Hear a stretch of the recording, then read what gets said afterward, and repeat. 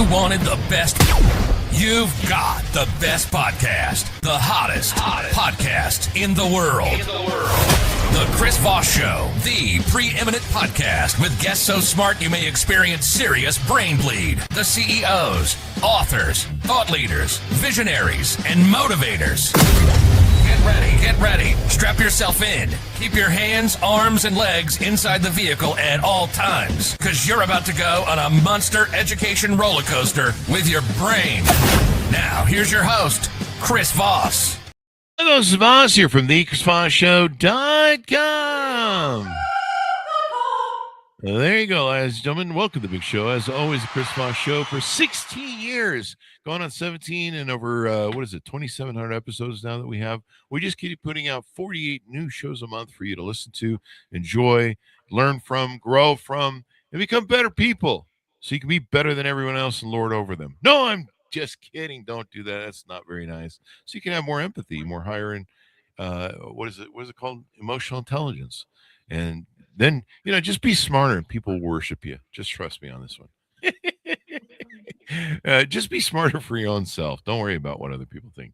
Anyway, guys, we have an amazing young lady on the show. We're going to be talking about her books and her insights, and we're going to learn some stuff today. But in the meantime, we need you to go to goodreads.com/Chris Voss, LinkedIn.com/Chris Voss, Facebook.com/Chris Voss, and YouTube.com/Chris Voss. She's the author of the latest book that came out May 28th, 2025, called Tipping Point for a Hollow Earth: How Asimov and Sagan backed my prophecy of a polar hole shift to Europe. Ruth Leedy Carr joins us in the show. We're going to get into it with her and find out what these polar holes are all about and all that good stuff. So she gained some practice at science reporting while studying journalism at Indiana University. Her second major was psychology, and sociology also interests her.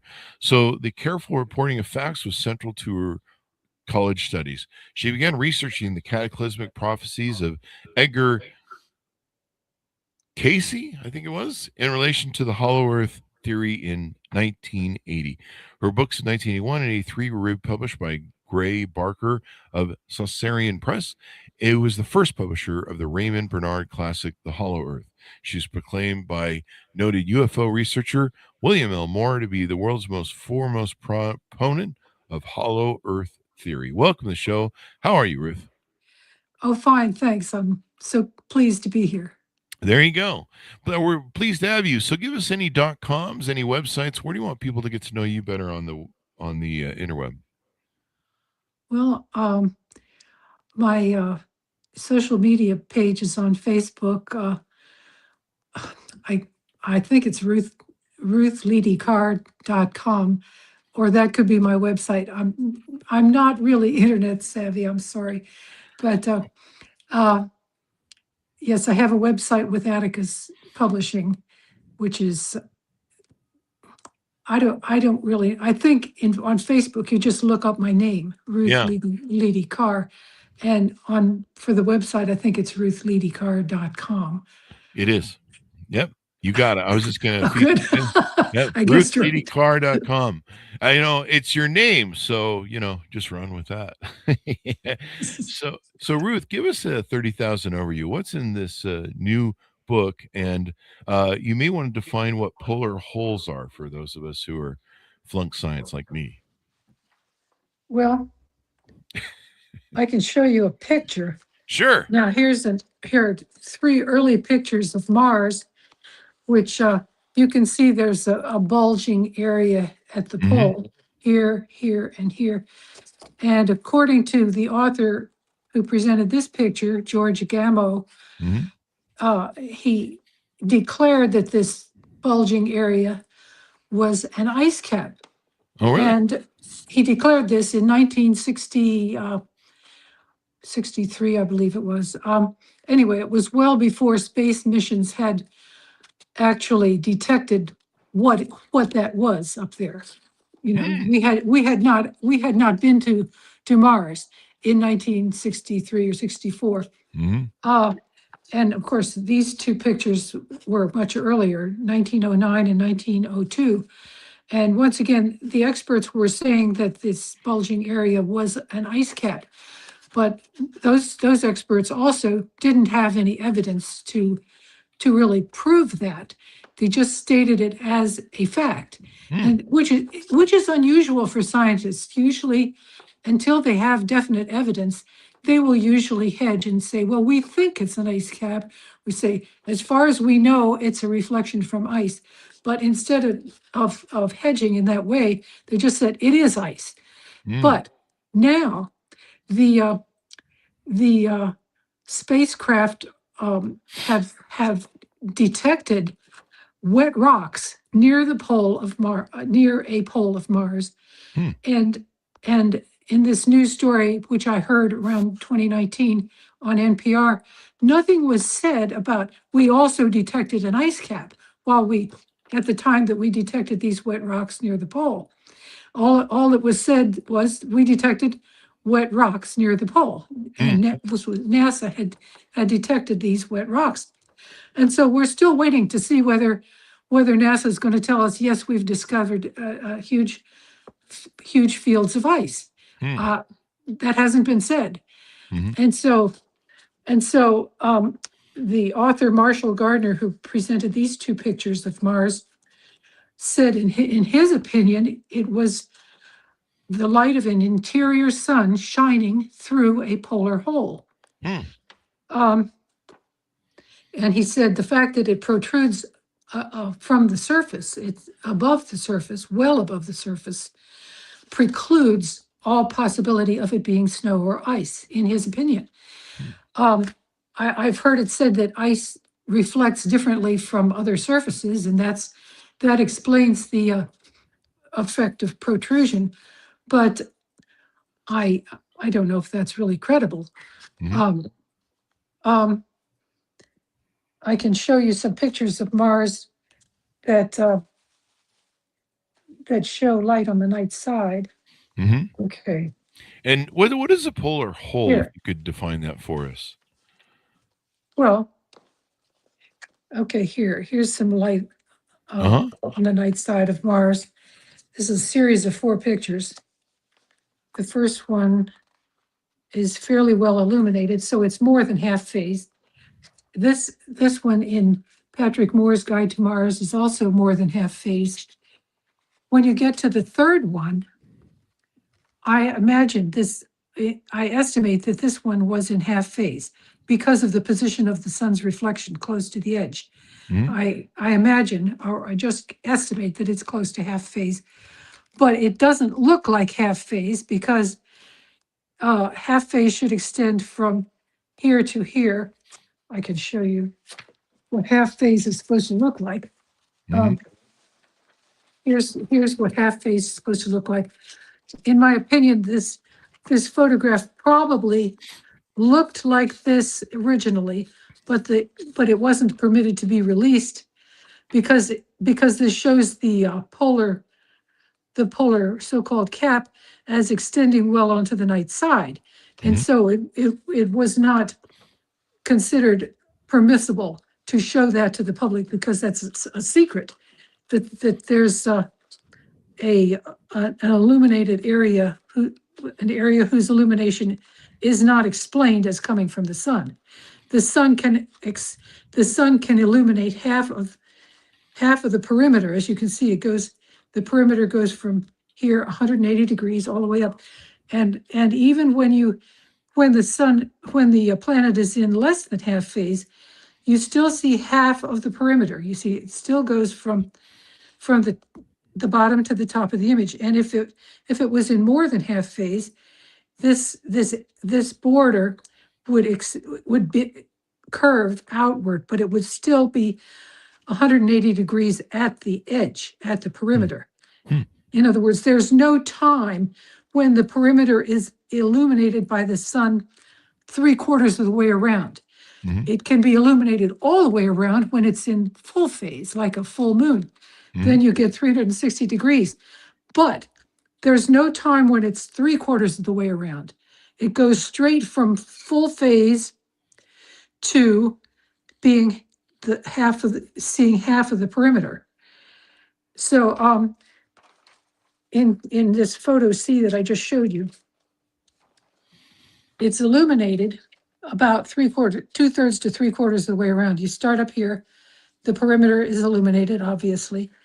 And here you can still see the background sky has been darkened. So you're supposed to think that this area has also been illuminated by the sun. So the perimeter has been illuminated all this way around. And you can even see slight illumination here, all the way up to about here. That's about 3/4 of the way around. Well, this is just simply not possible. The sun cannot illuminate a planet in that way. So, pardon? Is it possible that that's one of the two ice caps, the polar ice caps? Mars, according to Google, has permanent polar ice caps at both poles, consisting mostly of water, ice, and layers of frozen dioxide, it says. Well, that's the question. Is that really what that is? I mean, I'm raising it as a question. Okay. Because even regardless of whether it's ice or not, it should not be visible at all. It should be in shadow if the planet is in half phase and the ice cap is quite a distance away from the sun's bright reflection. See here, I've placed the sun's bright reflection halfway up, and so that portrays the sun is coming in horizontally.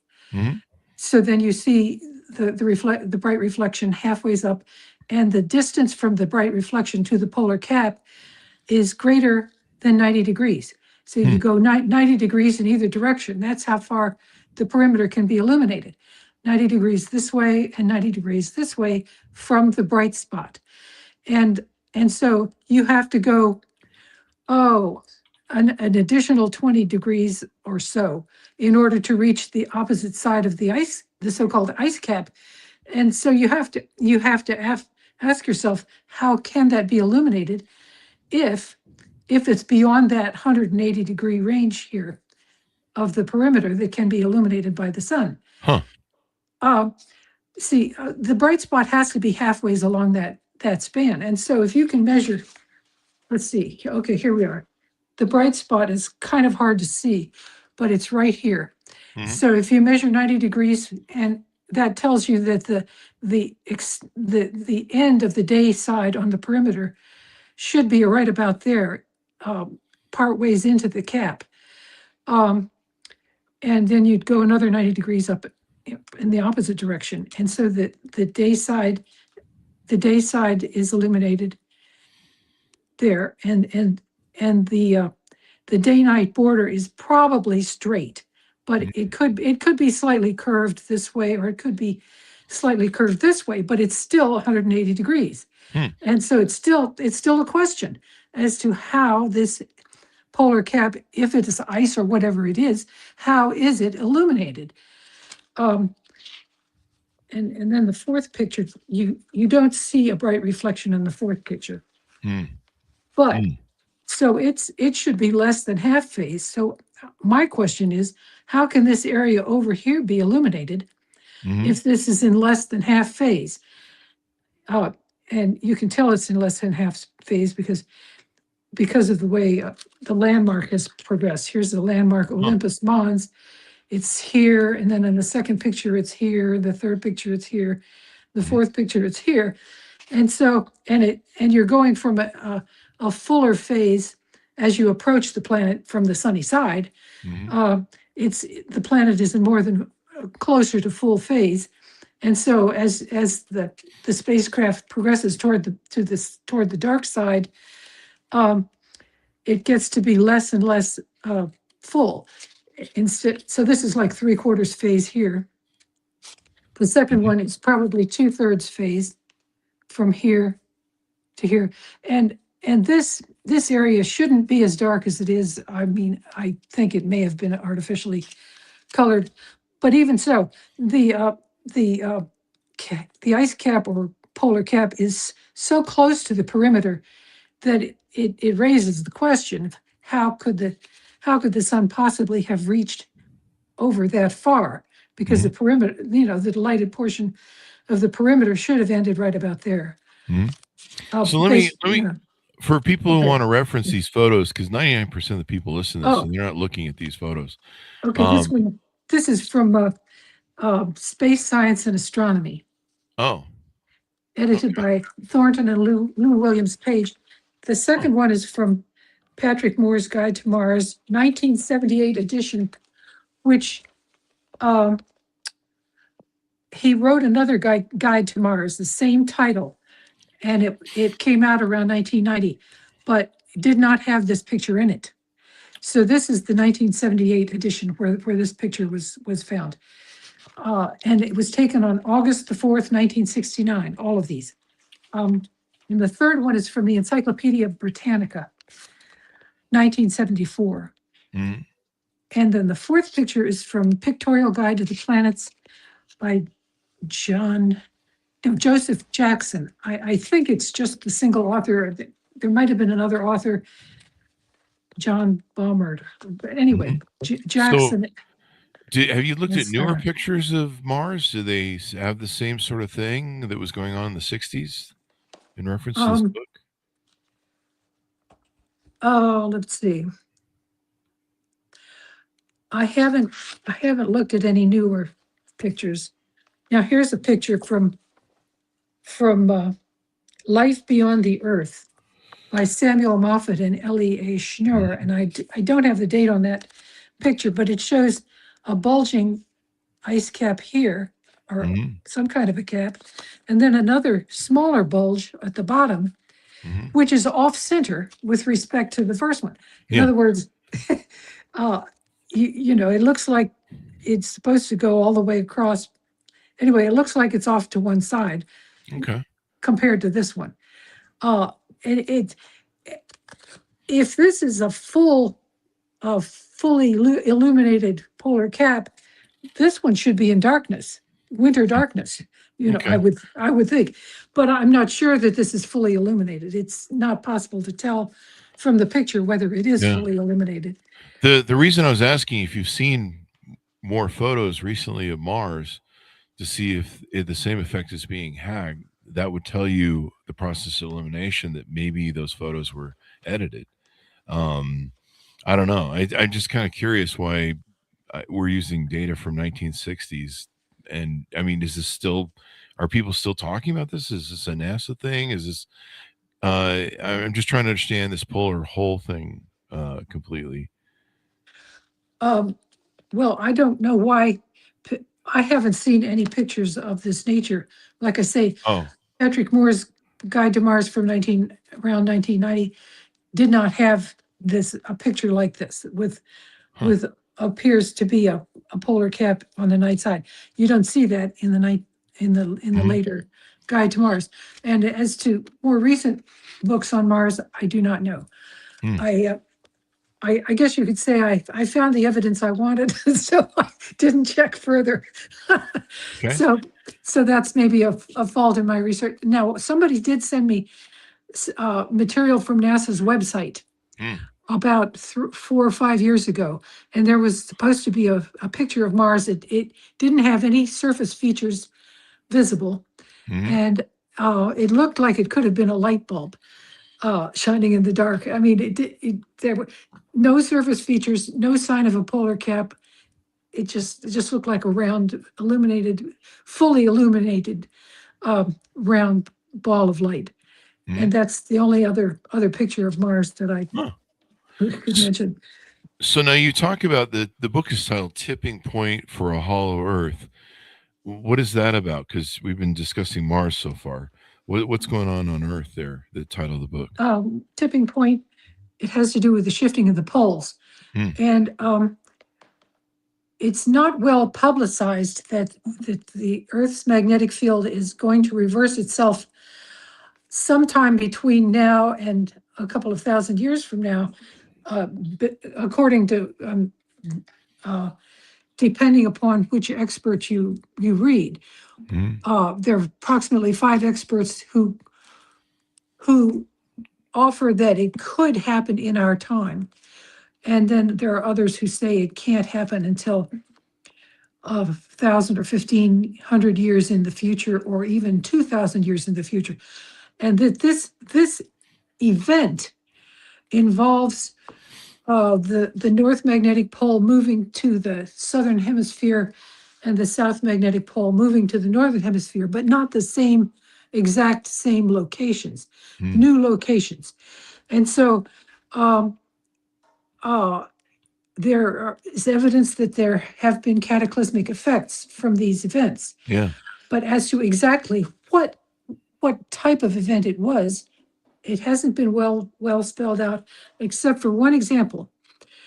On January the 20th of 2000, CBS News, Dan Rather was the anchor at that time, and he reported that a Texas University journal, I believe it was Texas A&M, had discovered that 80 million years ago, the Earth's magnetic field reversed itself and the Earth rolled at that time.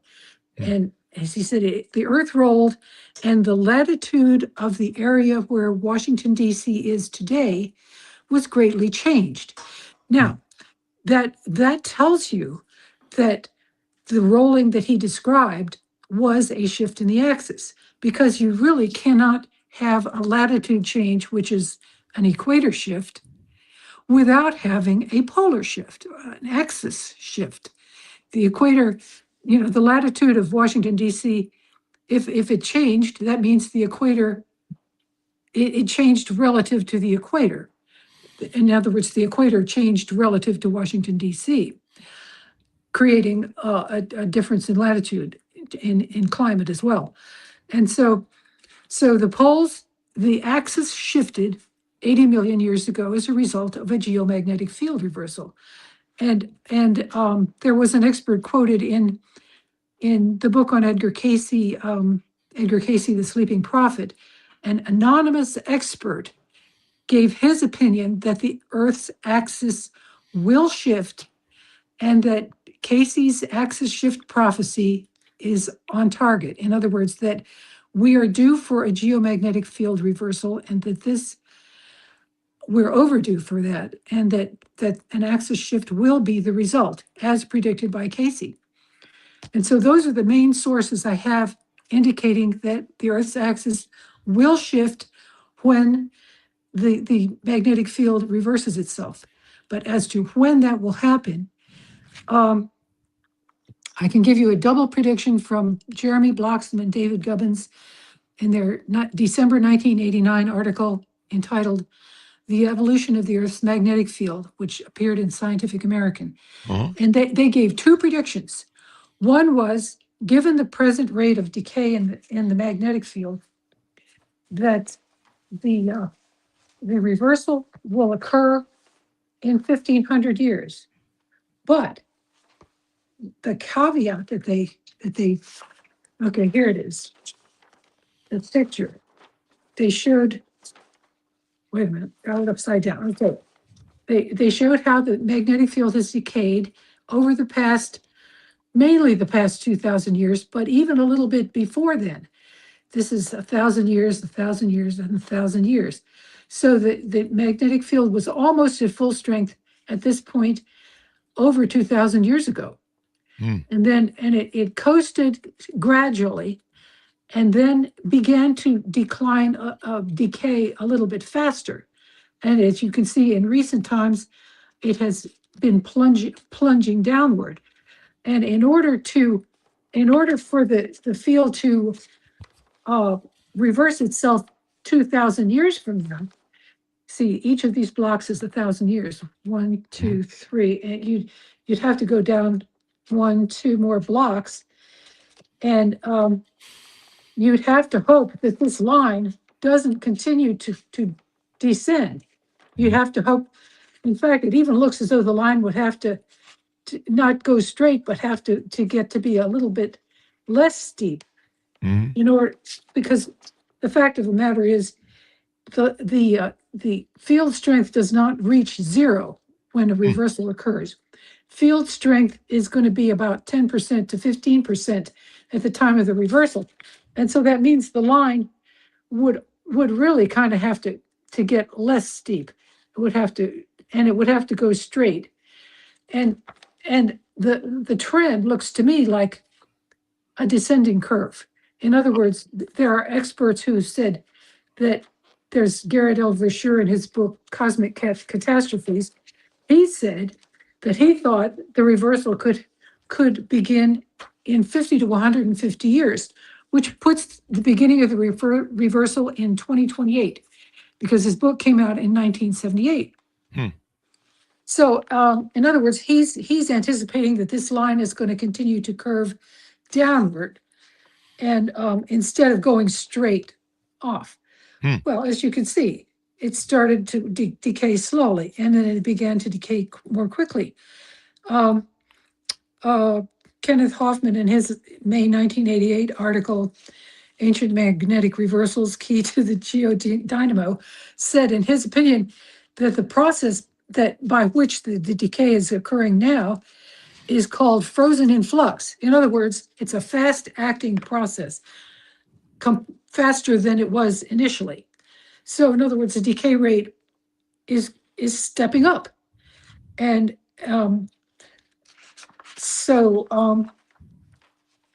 there were one or two other experts that said a reversal could be expected immediately. Bloxham and Gubbins said that if another hotspot or core spot arises near Indonesia, that could trigger an immediate reversal. Now, of course, this did not set off any alarm bells for anyone, because the article did not really emphasize any cataclysmic effects. There was some reference to cataclysmic effects if there is a long period of no reversals, and then reversals are resumed, then you can expect a major mass extinction event. But as far as predicting extinctions with the reversal that is coming up for us now, they did not have anything to say. It was kind of obvious to me that they didn't want to upset people by saying a cataclysmic event is on the horizon. But according to the CBS report, a field reversal of Earth's field can cause an axis shift, which would be a cataclysm, not only because of the climate changes involved, but also because the equatorial bulge would be moving, and that's sea level would go up near the new equator. Say, according to Casey, which you can believe or not believe, the Northern Europe is going to be the new pole, southern pole. And then that would place the new equator near Japan, near the Western United States, and also near Hawaii. And that would mean that there would be a rise in sea level due to the new formation of the new equatorial bulge. And as soon as the axis shift occurred, of course, water being pliable as it is, you would get this a change in the bulge immediately, and it would flood out a lot of areas that are presently populated, and the people would hardly have time to get away unless they had advance notice, unless they knew that this was coming. And so far, they haven't been told. The public hasn't been told that anything like this is on the horizon. So, as far as exactly where the new pole is going to be, it's kind of a question. You can't exactly assume that Edgar Casey's prophecies were correct, because they were coming from an unknown source. He was receiving messages in a trance, and so this is where he got his data.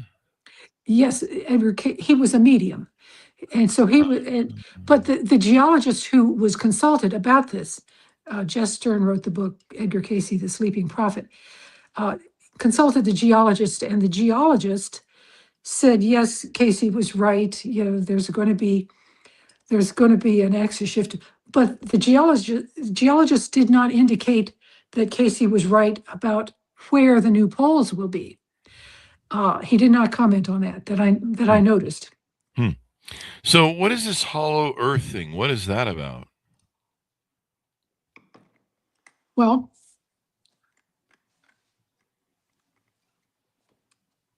it's just the idea that when the axis shifts, if indeed the Earth is hollow, um, But the uh, we the know the Earth poles isn't hollow, though. the poles would the poles would have to be, if the Earth is hollow, the poles would have to be open because orbiting matter cannot remain stationary at the axis. yeah. Everything would be uh, orbiting around the central stone. Now I can show you Now, a sketch. let me Uh, clarify a few things here because I'm really concerned about this information. Okay, here it is. So a Here polar it is. hole refers to seasonal thinning or depletion of the ozone layer. A sea ice hole is a patch of open water within sea ice. So are we talking about the ozone or Okay, this is a sketch of a hollow Earth, a sun in the middle, around which the shell is in orbit. And this is also the structure of a spheroidal planetary nebula. According to the Encyclopedia Britannica, the orbiting shell of the spheroidal planetary nebula is thinner at the equator than at the poles.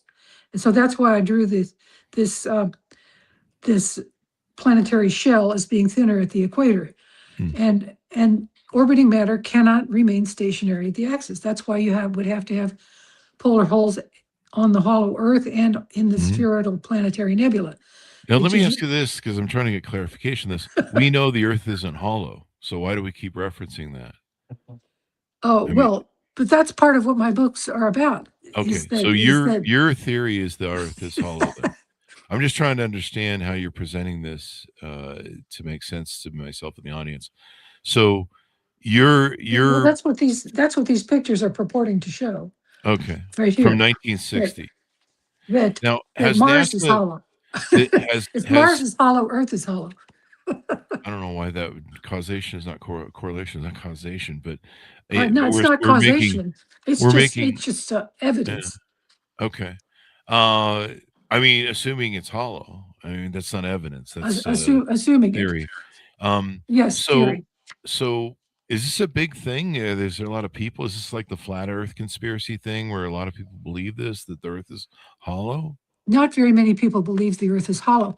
Uh-huh. Now, I mean, I've got various photos which I think support the hollow Earth theory, or shall we say, the hollow planet theory. And I really don't know what the flat Earth theorists have in the way of evidence. I'd really love to know, but I think the They flat really Earth. don't. They go out and they do The, videos and find out they're wrong because they I, go test the curvature of the Earth and they find that they can see it. Um, I really think that the flat Earth theory is more appealing to people than well, the it's pretty hollow Earth easy. theory. Yeah, it's The, easy to understand. The Earth is flat. You the, know, the everyone's seen a hollow Earth pancake. Yeah. The hollow Earth theory is not appealing because it Mhm. raises a terrible question as to who or what is inside and why have we not been told. Or And or why doesn't it collapse inside of itself? I mean, there's an well, immense it's amount in of orbit. gravity. Well, It's no, in there's a orbit. yeah, but there's immense amount of gravity pull in our atmosphere. If the Earth was hollow to a certain point that it could collapse, No, it not would that collapse. it would, but it isn't going to collapse because the solar wind is sustaining rotation. The solar wind hits near the axis, But the and gravity's still there. What is someone? Has there been anybody on NASA who has talked about this stuff? well, I don't know, but the Encyclopedia Britannica describes the spheroidal planetary nebula, Mhm. and it is hollow, and it's a shell orbiting a central star. It just shows that Now the structure is that might viable. be for a star, but for a planet, I can see how a star might be hollow because the star is, doing its own No, thing and the using star is not hollow. The star has an orbiting shell of dust and gas. That's a what's in the middle spheroidal. there. There's a star in the middle around which this orbiting shell of gas, dust and gas is spinning. Mhm. And the fact that it's able to spin and maintain its hollow shape shows that its orbiting or its rotation is Huh. supported by solar wind. Huh. Well, it's very interesting. Now you mentioned it says in the title that Asimov and Sagan backed your prophecy. Give us some details on that and what that's about.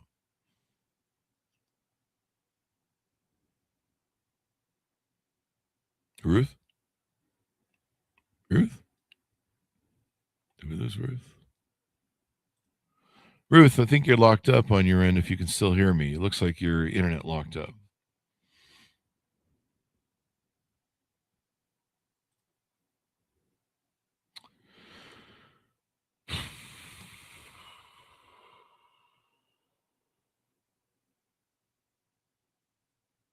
Why would that be sent to my thing?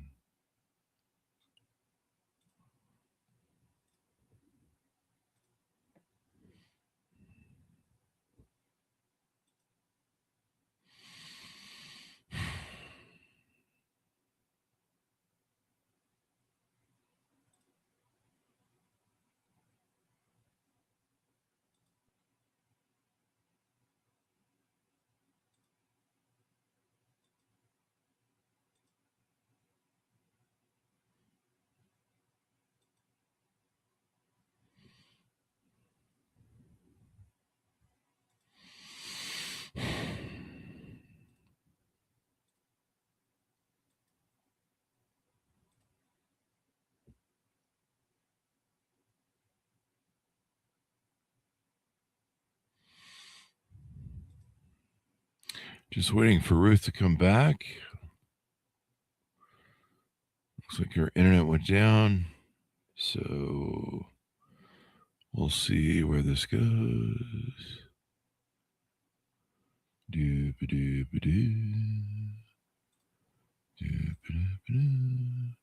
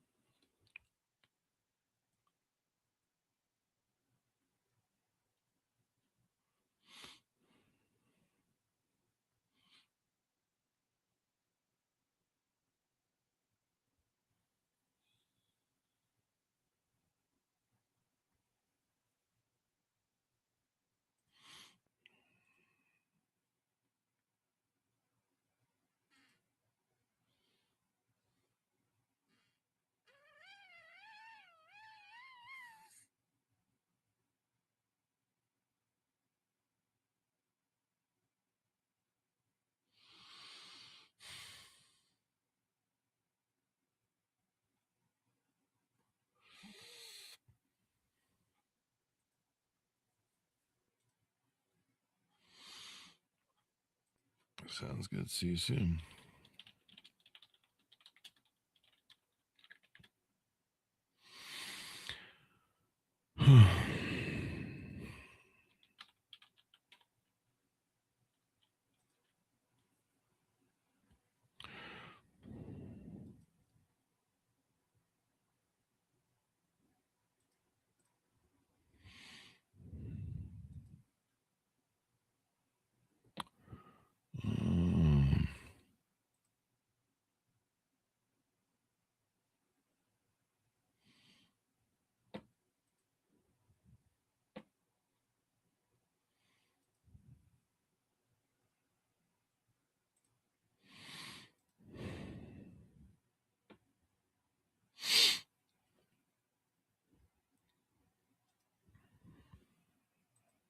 Hey guys.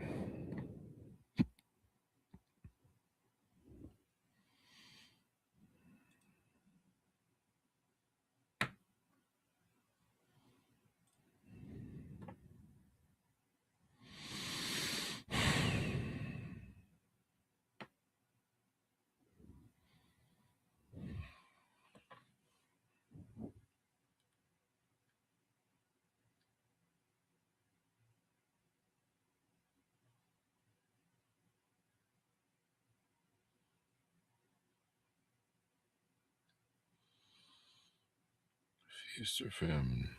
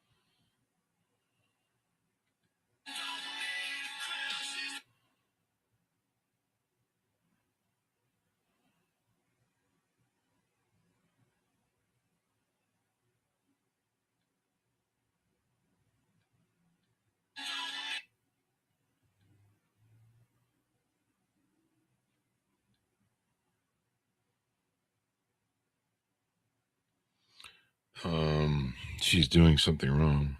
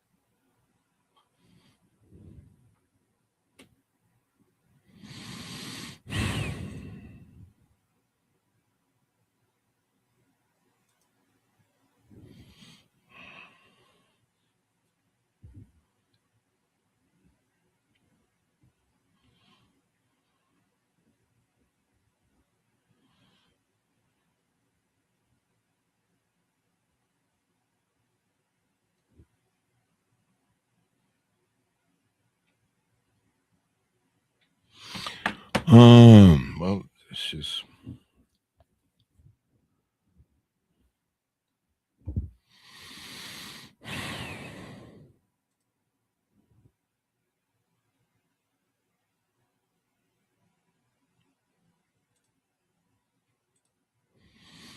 Hmm.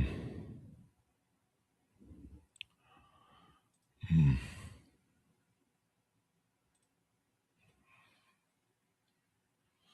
Well, she's smoking crack.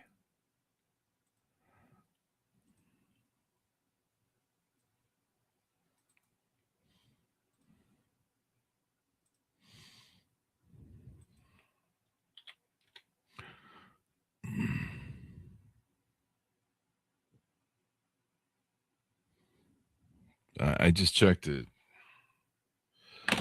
Um,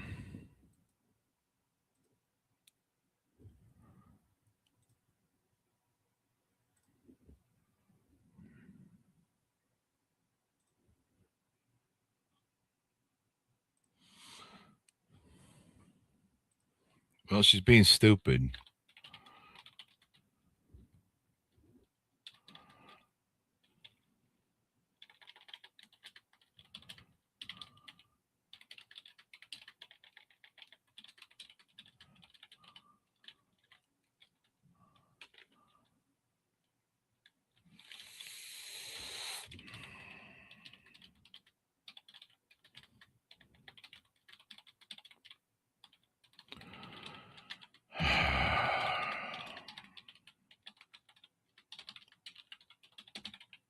That's what she did.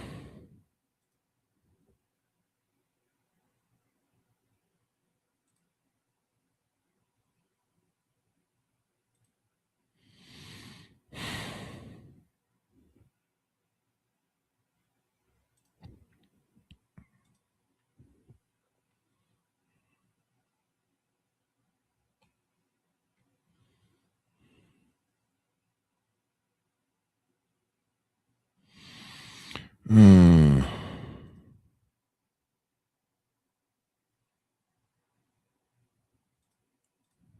That sounds like coffee.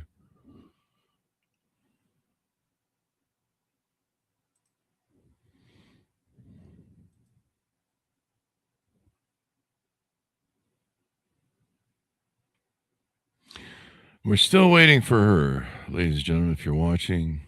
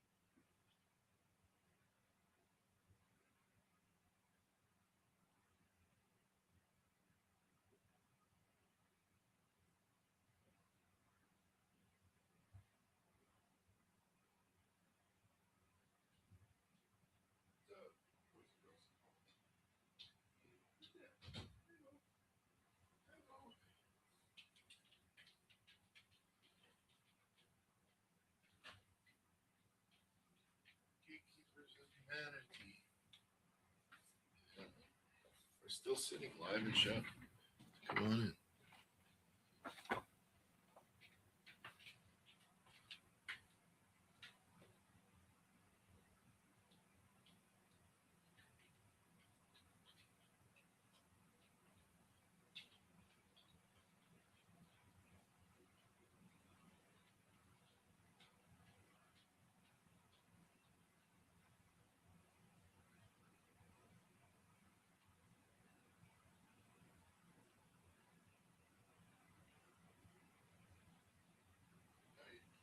Try like you're telling the restart.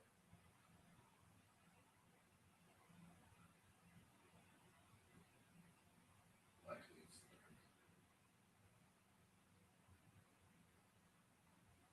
I'm sitting live and show.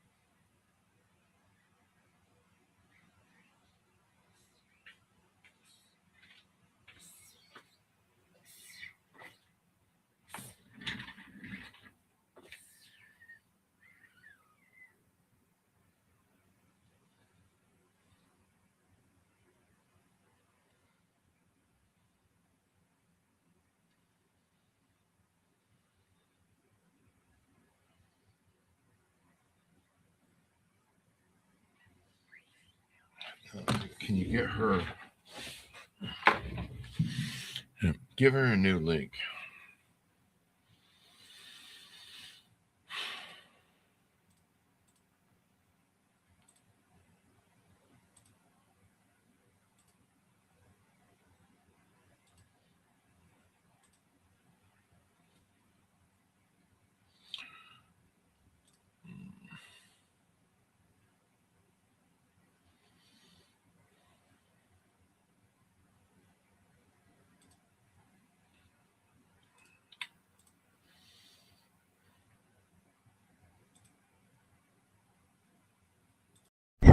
You've been